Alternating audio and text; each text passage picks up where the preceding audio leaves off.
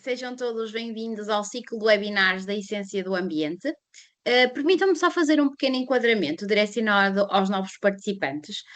O nosso ciclo de webinars integra uma série de eventos técnicos com o intuito de promover a reflexão sobre temas focados na sustentabilidade, com impacto direto na vida das empresas e também das instituições, e contam com a participação de especialistas de setores, parceiros da Essência do Ambiente, que compõem a rede de profissionais que dão suporte aos nossos serviços e também projetos. Posto isto, para garantirmos o fluxo contínuo da sessão, peço só, por favor, que ativem as câmaras e desativem os microfones e saliento que este webinar será gravado e posteriormente disponibilizado a todos os inscritos. Esta sessão está programada para sensivelmente 30 minutos e no final iremos reservar um momento para perguntas e respostas que forem surgindo no chat. A sessão de hoje conta com o apoio e presença de Bruno Sameiro e Jorge Diniz Oliveira, geólogos na Sinergeo, que estão connosco para abordarmos a geologia e a transição energética, os recursos críticos para um futuro sustentável. Eu vou só fazer aqui um pequeno enquadramento antes de passar a palavra aqui ao Bruno e ao Jorge, e também para vos explicar um bocadinho da dinâmica de hoje do webinar, porque vai ser um bocadinho diferente daquilo que é habitual, ou melhor, vamos ter um momento diferente. A descarbonização do setor industrial é um dos grandes desafios da próxima década e também uma oportunidade para a inovação e competitividade. Este webinar promove uma reflexão sobre o papel fundamental das geociências na transição para uma economia descarbonizada, analisando os desafios da exploração sustentável, a importância dos recursos críticos e as implicações ambientais e sociais do seu aproveitamento. Uma conversa essencial para empresas, investigadores e decisores. Sem mais demoras, passo então a palavra ao Bruno e ao Jorge, que vos convido a iniciar então a introdução ao nosso tema, e após esta primeira parte, de sensivelmente 15 minutos, vamos reservar um momento para troca de ideias e perguntas para enriquecer esta nossa discussão. Por isso vamos ter aqui um momento de cerca de 10 minutos, onde eu vou conversar aqui com o Bruno e com o Jorge sobre algumas coisas que poderão ser pontos importantes do nosso webinar. Por isso, passo já a palavra, Bruno e Jorge. Muito obrigado, em primeiro lugar, pela organização deste evento e pelo convite, pelo desafio que nos foi endereçado. Queria também dar as boas tardes a todos aqueles que nos estão agora a assistir a este webinar e que ainda terão a hora de ponta pela frente. De facto, revela um interesse no tópico e agradeço imenso a presença para nos ouvir. E peço desde já a quem quiser intervir no final, por favor, que o faça, de modo a podermos enriquecer todo este debate à volta desta questão. Irei começar aqui por partilhar a apresentação. Fiz aqui uma breve... Vamos começar por uma breve apresentação.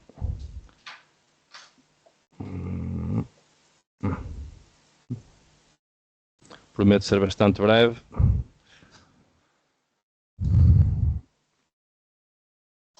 Ok, contextualizando então esta questão das matérias-primas.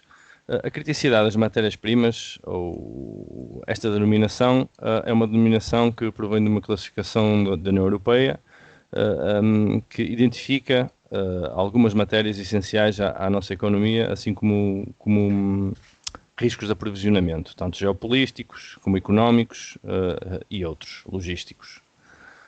Estas matérias-primas são críticas para a transição energética, em particular, mas não só. São críticas porque sem elas não pode existir uma economia funcional e um desenvolvimento e o funcionamento da nossa sociedade não pode continuar, pelo menos da maneira como a conhecemos. Essas matérias-primas são utilizadas para as baterias, turbinas eólicas, painéis, microchips, infraestruturas digitais. Basta pensarmos naquele episódio do apagão para vermos o impacto imenso que as infraestruturas digitais já têm na nossa vida, não é? E como a ausência de energia, bastaram umas pequenas horas para começar a colocar tudo em xeque. Ora bem, um denominador comum nas matérias-primas é a geologia. Pois as matérias-primas, por definição, decorrem da geologia de determinados territórios.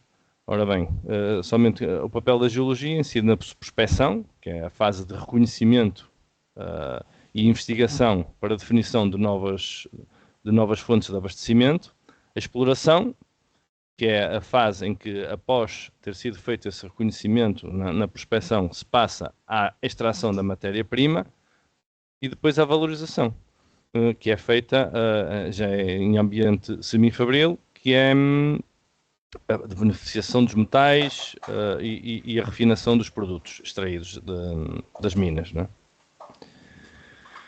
Segundo o Critical Raw Materials Act, que é o ato fundador, entre aspas, desta nomenclatura de criticidade das matérias-primas, existem 34 materiais críticos identificados, e dentro desses 34 materiais críticos, a listagem pode ser consultada na União Europeia, podem googlar, é muito fácil aceder. 17 desses materiais são considerados estratégicos.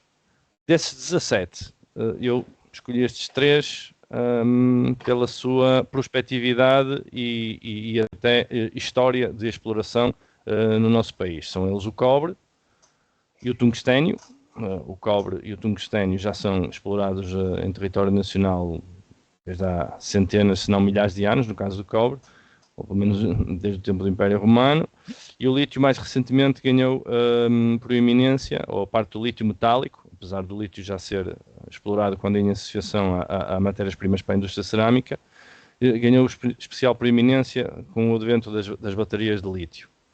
O tungstênio é o conhecido vulgarmente como wolframio. Pronto, basta pensarmos, quem for da região norte e centro, basta pensar um pouco em algumas conversas ou que tínhamos com os nossos avós, para já ter ouvido falar no wolframio. Foi algo que marcou bastante o norte e centro de Portugal na primeira metade do século, por dentro da Segunda Guerra Mundial.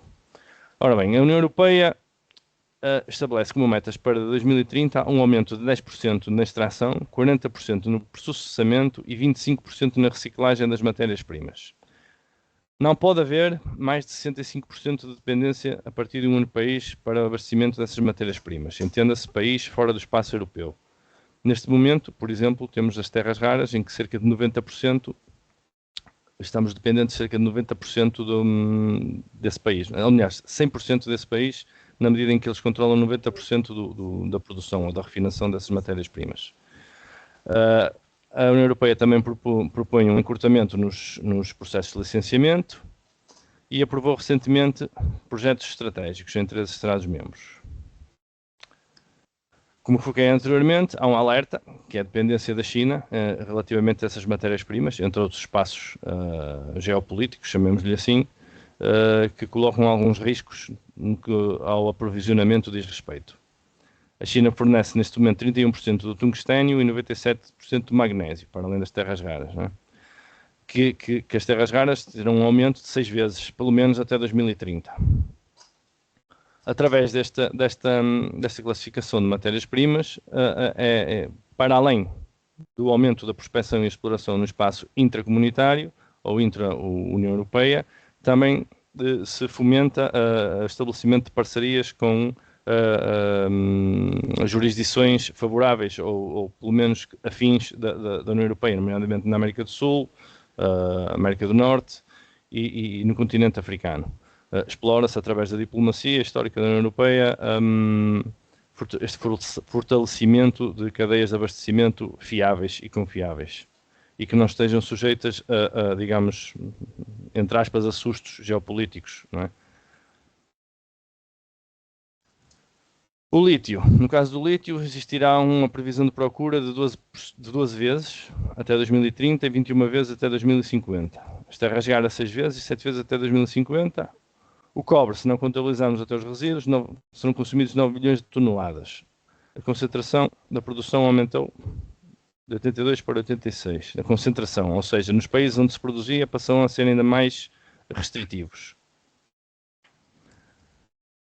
Temos aqui uma síntese, talvez, do que existe em Portugal, matérias-primas críticas, excluindo os minerais industriais e não metálicos.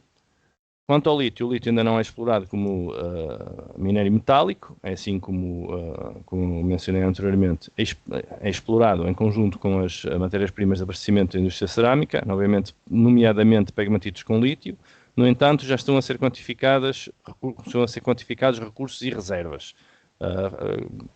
Passando na publicidade, o anterior webinar focámos nesta questão dos recursos e reservas geológicas. E da forma como muitas vezes se chama reserva aquilo que é um recurso, da forma que se chama recurso aquilo que nem sequer um recurso é, mas pronto, adiante. Se quiserem curiosidade, vejam o anterior webinar. Relativo ao cobre, temos uma mina de classe mundial, que é Neves Corvo, com uma produção estável e constante. Com o tungstênio ou o wolframio, o nosso expoente neste momento é a mina da Panasqueira, que está em exploração desde 1800, ou seja, desde o século passado. O estanho, também por via da mina de Neves Corvo, e o zinco, Neves Corvo e Aljustrel. Ou seja, efetivamente, produção está concentrada em três minas. Mas nem só de matérias-primas sobrevive a transição energética, passo a expressão, também existe potencial ao nível das energias renováveis, nomeadamente a geotermia, em que a geologia pode ter um papel determinante. Em Portugal existem 66 ocorrências geotérmicas identificadas, ou seja, as pessoas é chamada água termal. Facilmente aqui também no norte e centro existem, facilmente creio que quem estiver em casa, quem não for da área, pelo menos identifica as termas de sítio X ou de sítio Y. Então, muitas das ocorrências geotérmicas têm a ver com a existência dessas termas. 11 destas ocorrências já têm dupla qualificação, água mineral e recurso geotérmico, com temperaturas que vão entre os 30 e 77 graus, que é considerado baixa entalpia, ou seja, é não muito quente. A distribuição dá-se sobretudo no norte e centro de Portugal continental. Aqui faço um parênteses, depois temos o caso dos Açores, em que temos vulcanismo ativo, portanto estamos a falar aí da alta entalpia, altas temperaturas. Uma vantagem-chave da geotermia é que possui uma produção constante e é não intermitente, não é? Focando-nos aqui um pouco nos principais recursos geotérmicos, temos em Chaves, que a temperatura atinge 77 graus, em que já possui uma rede de aquecimento urbano e de climatização. São Pedro do Sul, 67 graus, e Caldas da Rainha. Os estudos estão em desenvolvimento nestas concessões para desenvolver o potencial geotérmico, não só o potencial de balneoterapia e saúde, não é? Que não são incompatíveis. Ou seja, eu posso ter o mesmo recurso que é utilizado em balneoterapia ou para tratamentos de spa ou de saúde, mas indo um pouco mais fundo, espetando um pouco mais fundo, poderei ter um recurso já para uso industrial ou uso para aquecimento ou eventualmente para a produção de eletricidade. A mesma, não é incompatível a utilização, ou seja, poder-se-á eventualmente recear que a geotermia possa de alguma forma colocar em causa a utilização para a balneoterapia ou a utilização clássica. Não é o caso, desde que os estudos sejam conduzidos de forma exímia desde as suas primeiras etapas de prospecção. Relativamente ao plano estratégico de geotermia, que é uma forma de Portugal já começar a dar uma resposta, ou do governo começar a dar uma resposta, existem algumas metas já fixadas, nomeadamente o aumento de 10 vezes dos sistemas geotérmicos superficiais e um aumento de 5 vezes da energia geotérmica utilizada. As ações principais visam regular o quadro regulamentar da energia da geotermia superficial. Isto da geotermia superficial, se calhar agora falando um pouco mais lento, tem a ver com o aproveitamento em bombas de calor ou a baixa profundidade, não é? Baseia-se no princípio de a temperatura do solo a baixa de determinada profundidade ser estável, quer de inverno, quer de verão, e a partir daí pode ser implementada uma solução de regulação da temperatura no interior dos edifícios, tanto de inverno como de verão, que permite aquecer ou arrefecer sem consumo elétrico, sem um consumo elétrico tão grande quanto aquilo que seria ligando aquecedores elétricos ou ares condicionados, etc. Deverá ser reforçada a capacidade de perfuração. Este sim é o principal senão, ou um dos principais senãos. O conhecimento em termos de sondagens e de perfuração ainda é bastante incipiente, pelo menos aqui no maciço antigo, ou nas zonas de norte e centro, que não sofreram. Agora faço aqui outro parênteses, em zonas em que foram feitos furos profundos para a prospecção de petróleo e gás natural, existe já alguma informação acerca do gradiente geotérmico ou da forma como a temperatura se comporta em profundidade. Fora das zonas em que não foi feita essa prospecção, e essa prospecção é na faixa litoral, alguns entre Aveiro e Lisboa, que é a Bacia Lusitana. Fora dessa zona, no maciço antigo, no interior norte e centro de Portugal e no Alentejo, os furos, para além de não existirem tantos furos profundos, não foi feita prospecção para hidrocarbonetos, também não é prática observar o comportamento térmico das sondagens efetuadas. Pronto, seria talvez aqui um ponto bastante importante, começar a obter informação nas sondagens que são efetuadas, sondagens profundas. Também está previsto o incentivo à instalação de bombas de calor, um objetivo genérico de desenvolver recursos subexplorados. O potencial geotérmico em Portugal pode ser aumentado através de esta sigla de projetos Enhanced Geothermal Systems, isto que é, são furos profundos em que é feita uma estimulação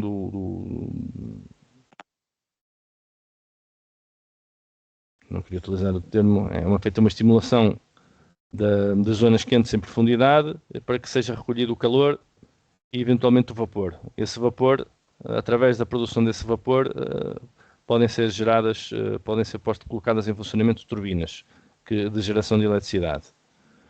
O potencial global, de acordo com algumas publicações recentes, diz-nos que a geotermia pode fornecer até 140 vezes a energia consumida atualmente. Aqui temos um projeto a decorrer, se calhar ainda à última parte, em que tentamos cobrir, ou tentamos de uma forma holística abordar a prospecção de minerais metálicos e de recursos geotérmicos. E por último, a grande novidade, entre aspas, da relação da geologia com os recursos, com a transição energética, é o hidrogênio geológico. Vamos aqui considerar, há quem lhe chama o santo grau renovável, embora estes títulos é preciso ter sempre bastante cuidado, porque assim que se põem estes títulos, muitas vezes estão condenados ao falhanço. É assim como há aqueles títulos de Golfo Pérsico do lítio e etc. Bom, temos de ter algum cuidado. Mas indo então agora à questão. O hidrogênio geológico, o hidrogênio natural, é um hidrogênio que se forma naturalmente. E aqui chegamos à primeira questão, que é onde é que ele é produzido e se é possível existirem formações onde ele se acumula naturalmente. Estas duas questões ainda não estão respondidas. Há teorias que dizem que esse hidrogênio é produzido naturalmente e apenas captamos fluxos de hidrogênio. E há teorias que nos dizem que ele pode ser formado por interação da água com a rocha ou através da oxidação de rochas no manto. Pessoalmente sou mais tendente a pensar que existem zonas de escape. Mas nem na ciência base existe ainda consenso, relativamente ao seu aproveitamento, ainda estamos muito longe. Não obstante, o não reconhecer esta possibilidade é que seria o erro crasso. É um recurso renovável gerado continuamente, também não tem intermitência e é uma energia primária que pode ser considerada limpa. Relativamente a descobertas, estamos ainda, como eu disse anteriormente, numa fase bastante incipiente. Existe já uma que é a flagship, ou a produção bandeira, que é no Mali, que foi descoberta acidentalmente quando da execução de furos para a captação de água.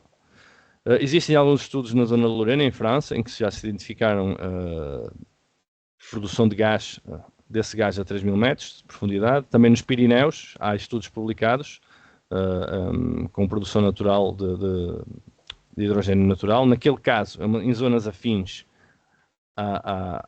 ao norte e centro de Portugal, mais concretamente relacionáveis, não se sabendo ainda de que forma, com ocorrências de águas sulfúrias alcalinas, que indiciam atividade mantélica, não é? Ou curtos circuitos, entre aspas, entre o manto e a superfície.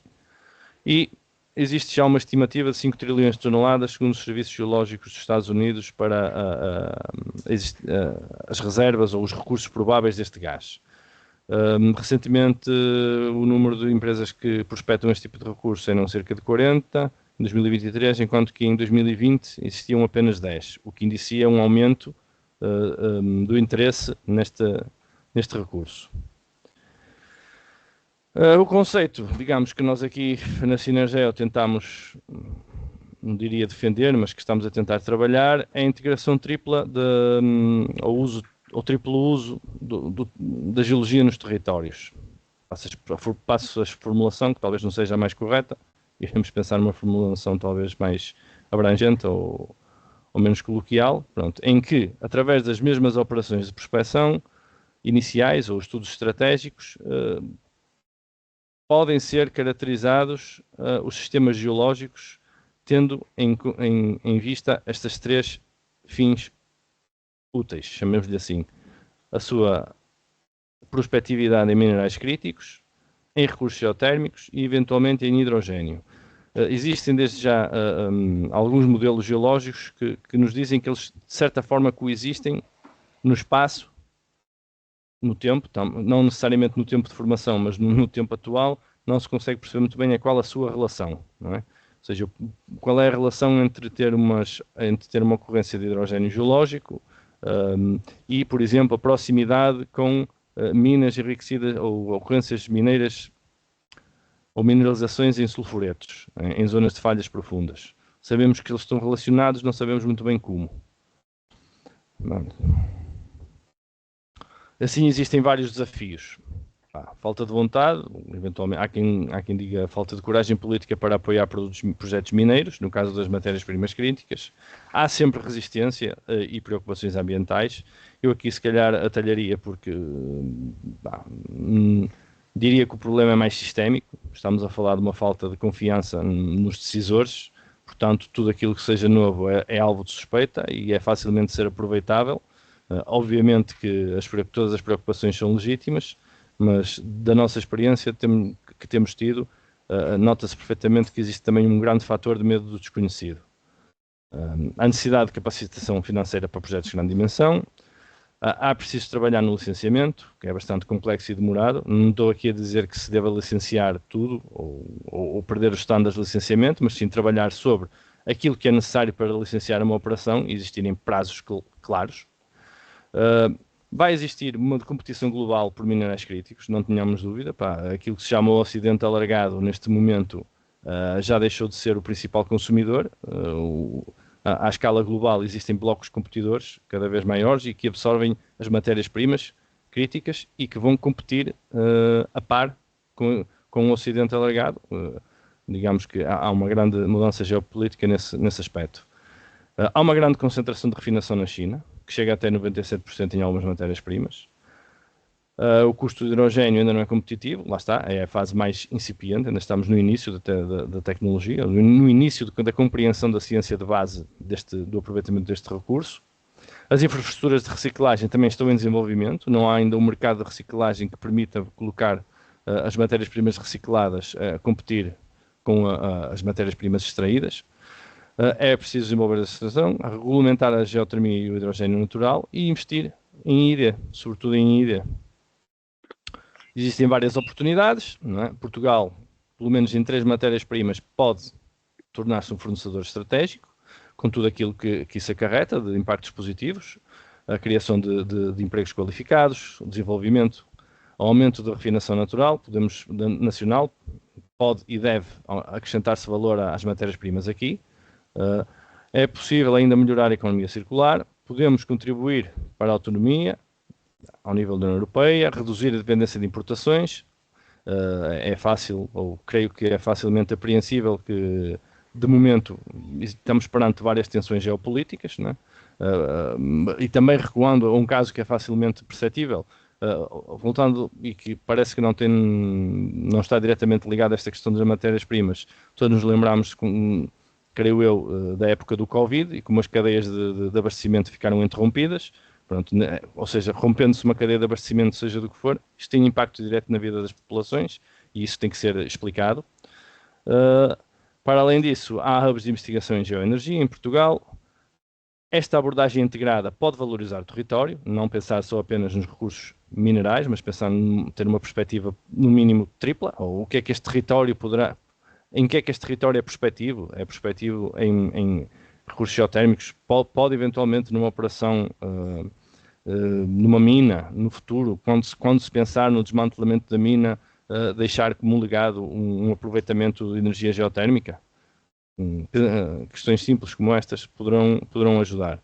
E por último, numa reflexão pessoal, diria que seria necessário, isto digamos que não quero estar aqui a ser setorial ou corporativista, ou seja o que for, pelo menos na questão da geologia nós notamos, falando até em conversa com os meus colegas, que existe ainda um grande hiato nos currículos, pelo menos do ensino obrigatório, relativamente a este tipo de tópicos. A geologia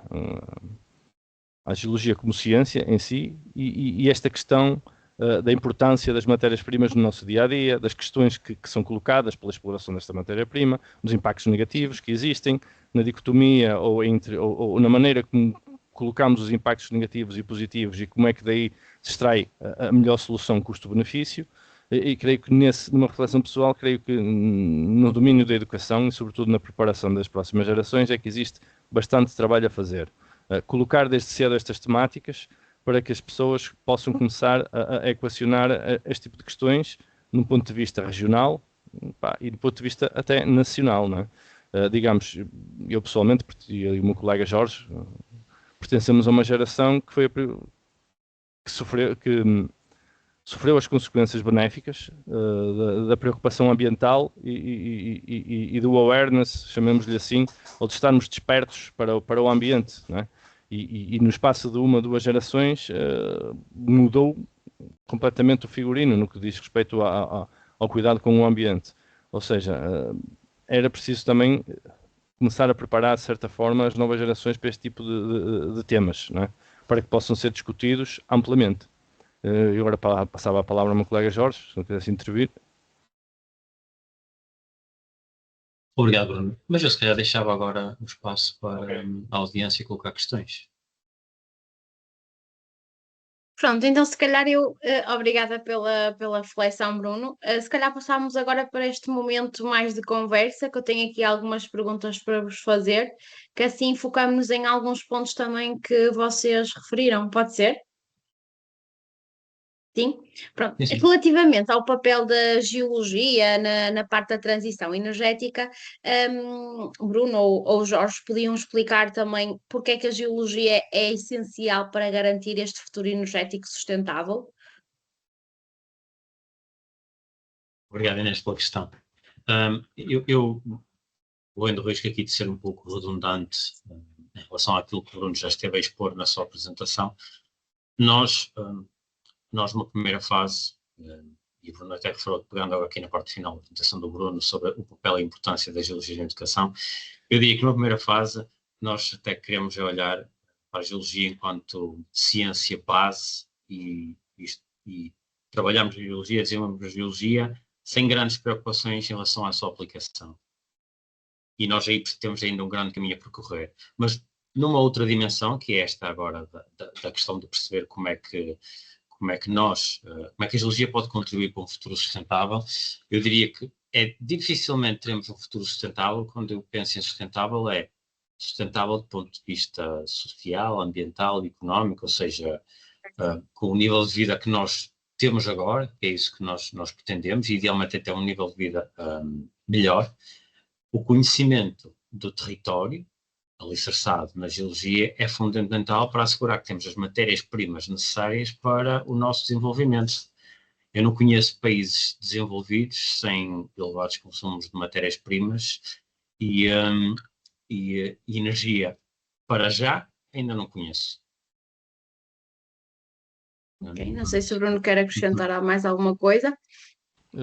Sim, basicamente o meu colega focou o aspecto essencial, não é? Ou pelo menos esta parte final, que toda esta conversa, entre aspas, ou todo este tipo de léxico de matérias-primas críticas, de green mining, de minas com com baixo impacto, etc, deviam ter a montante toda uma preparação, digamos, ao nível da escola, digamos assim, para que, de facto, as pessoas começassem a pensar nisto logo desde o início, a colocar as questões, ou como é que posso, ou seja, estão a perder-se grandes ideias, de certeza, ou como é que podemos conhecer o território e aproveitar as matérias-primas e, ao mesmo tempo, não colocar impactos ambientais tão grandes quanto aqueles que, infelizmente, não vale a pena negar, foram no passado cometidos em certos locais. Penso que seria por aí. E digam sobre os contributos que a Synergio tem vindo a fazer, que tipo de projetos é que têm feito nesta área? Ou seja, como é que se posiciona face aos desafios da transição energética? Bruno, que creio que esta é mais a tua área de desenvolvimento. Bom, nós aqui na Synergeo temos feito desde sempre atividades de investigação e desenvolvimento ligadas ao tema. Temos também já algum trabalho feito no passado na identificação de locais propícios à ocorrência de minerais críticos e temos de momento a decorrer um projeto de prospecção e pesquisa na Zona Centro, em que estamos a tentar implementar as metodologias que aqui focamos, ou pelo menos olhar de forma holística para aquela parcela do território.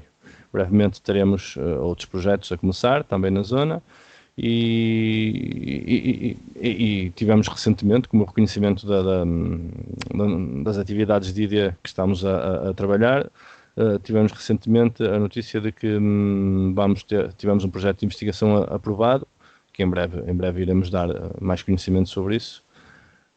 E basicamente é isso. Nós estamos a tentar pôr na prática exatamente esse tipo de abordagem fortemente alicerçada em IDE. Ou seja, não apenas falar sobre o assunto, mas tentar desenvolver no terreno, nos projetos, este tipo de abordagem. Ok. E em relação à sustentabilidade e à responsabilidade social, é possível conciliar a exploração de recursos minerais críticos com esta parte da sustentabilidade ambiental e social? E como é que estas boas práticas que boas práticas é que vocês têm observado na Synergeo?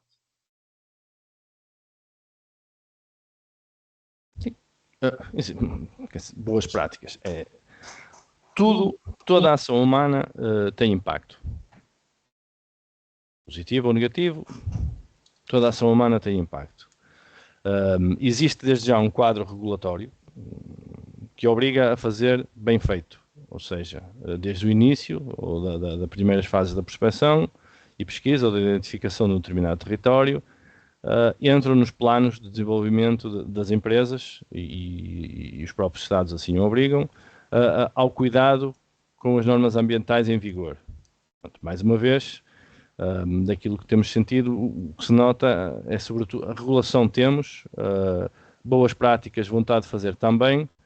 O que existe é um fenómeno que é transversal, que é a quebra de confiança, digamos, entre aspas, nas instituições, não é? Mas existem já bastantes exemplos. Olha, basta ir ao Alentejo, temos minas a trabalhar, minas de classe mundial a trabalhar e que são, sem dúvida, um contributo para a região em que se inserem e para o país, não é? Pode ver-se que Castro Verde tem o salário médio mais alto de Portugal. Não há muitos concelhos do interior que se possam gabar de um feito desses e não... Aliás, um bom exercício que eu convidava quem nos está a ouvir seria consultar o Gabinete de Estratégias e Estudo do Ministério da Economia e fazer download das estatísticas dos seus concelhos de residência, para terem, digamos, um espectro concreto da realidade económica e demográfica dos seus concelhos. E verem nos concelhos em que existe atividade extrativa e nos que não existem as diferenças.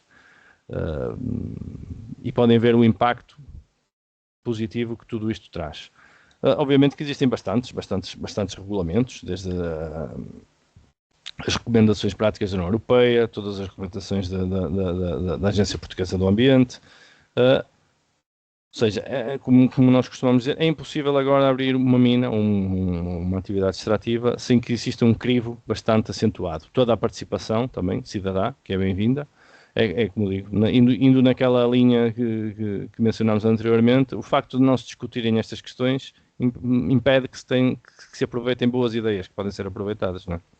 Mas sim, existe já um histórico de boas práticas, tanto em Portugal como na União Europeia, não é? Temos, por exemplo, na refinação, a Umicore, que trabalha em reciclagem de matérias-primas, que está a ter excelentes resultados. Temos na Alemanha a Vulcan, que se propõe explorar o lítio em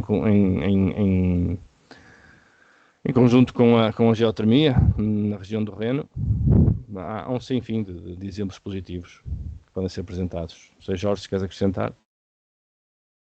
Sim, eu ia só responder de forma direta, sim, claro que é possível conciliar a sustentabilidade ambiental e social com a prospecção e exploração de recursos minerais. Até diria que temos o dever de contribuir para que isso aconteça. E, portanto, há enquadramento legal, há toda uma série de obrigações que as entidades que se propõem a prospectar e a explorar têm que cumprir. Nós, enquanto cidadãos, temos também o dever de fazer essa fiscalização, se assim quisermos falar, e é possível e estamos e queremos trabalhar nesse sentido. Ok. E já que falamos nesta parte económica, que oportunidades económicas é que acham que podem surgir para Portugal e para os geólogos com esta nova era da energia limpa? Bom, nesse aspecto, creio que, para além do emprego qualificado, do desenvolvimento científico em sentido lato, não só nas técnicas de extração, de processamento, como até na compreensão da hidrogeologia, de como se comportam os recursos hídricos subterrâneos, na ótica de mitigação de impactos, na compreensão de como funcionam os descritores, como funcionam os parâmetros ambientais ou qual é o estado do ambiente num determinado território em que vai ser implantada uma mina, toda a compreensão Certo. Diga, desculpa. Eu poderia só dizer que este é um setor de conhecimento intensivo. Isso, Há também. ainda uma ideia, digamos, de indivíduos de marretas, numa pedreira, picaretas. Essa não é a realidade. Este é um setor de conhecimento intensivo. Desde a robotização intensiva das minas em profundidade, deixou de ser... há certas operações, certas tarefas que já não é necessário que o operador se exponha a riscos desnecessários. Como tinha dito o montante, a compreensão dos sistemas naturais, na ótica do impedimento de existência de impactos ambientais negativos, porque sem o conhecimento de base ou sem se conhecerem os sistemas é impossível dizer quais serão os impactos positivos ou negativos. Não podemos ser ingênuos de maneira a dizer que algo não vai ter um impacto sem o estudar, mas também não devemos ser proibitivos ou impeditivos ou obscurantistas, chame-lhe assim, para impedirmos algo de se desenvolver sem que saibamos quais os parâmetros em que se vai desenvolver, não é? Para tudo é necessário existir ciência de base e é nisso. E esse contributo científico criará com certeza para a criação para geólogos, sobretudo, criação de empregos, mas também para tudo aquilo que está ajusante, engenheiros mecânicos, todo tipo de profissões de apoio a uma operação deste género, que no fundo é uma mina, a elaboração de uma mina é algo multidisciplinar e com grande impacto e que toca em várias disciplinas do conhecimento, várias áreas de conhecimento. Muito obrigada pela vossa excelente reflexão. Eu agora aproveitava para fazer um momento de perguntas para o nosso público. Não sei se existem algumas questões que o Bruno e o Jorge possam responder. Acho que está tudo esclarecido.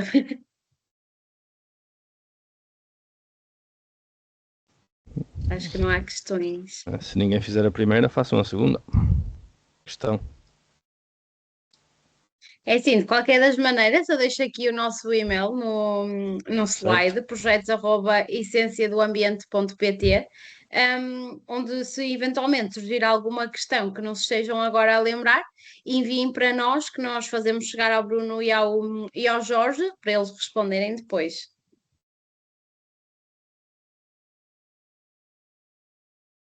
Acho mesmo que não vamos ter mais questões. A Ana diz obrigada pela partilha. Pronto, terminamos assim o nosso webinar. Muito obrigada a todos os que dão vida ao nosso ciclo de webinars da Essência do Ambiente. Eu vou só vos mostrar o nosso próximo webinar, que é em novembro. Desta vez, assim, um bocadinho diferente. É sobre a contabilidade sustentável, o papel das finanças na gestão sustentável. Vão espreitando o nosso site para saber mais também sobre o tema e sobre o orador. E aproveitem para se inscreverem. Fiquem atentos também às nossas redes sociais, newsletters e também ao nosso mais recente WhatsApp, para ficarem atentos a tudo o que nós vamos comunicando. Muito obrigada a todos e até ao próximo webinar. Até breve. Até breve. Obrigado. Obrigado. Até breve. Obrigado. Obrigada. Yeah.